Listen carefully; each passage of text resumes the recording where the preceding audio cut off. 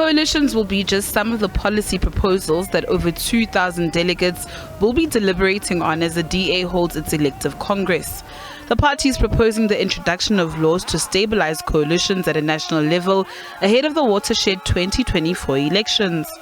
So we do have a resolution that is speaking to coalitions, and basically it reaffirms the party's stance at present, which is that everything should be in line with our values and principles when negotiating, and we should not merely sake for the sake of governing.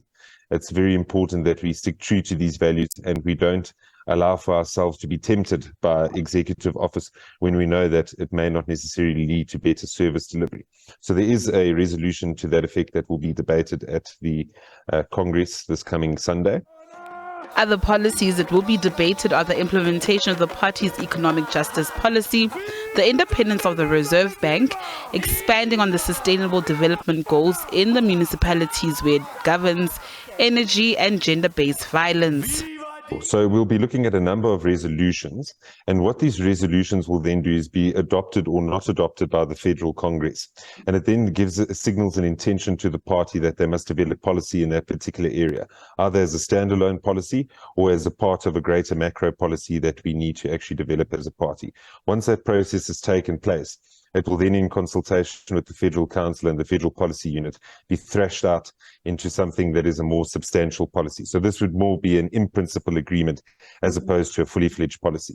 Some of the issues that we are looking at over the weekend are things related to the independence of the Reserve Bank and making sure that we guarantee the independence of the Reserve Bank, expanding on the sustainable development goals in municipalities where we govern, and making sure that we adequately implement our economic justice policy, which we adopted in 2020 within the places where we govern, such as the Western Cape and the 30-odd municipalities around the country.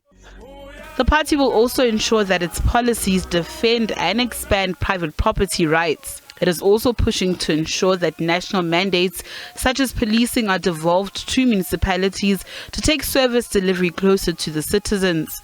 The DA will be seeking to prove to South Africans that go to the polls next year that their vision for the country is far superior to that of other parties. Natasha Piri, SABC News, Johannesburg.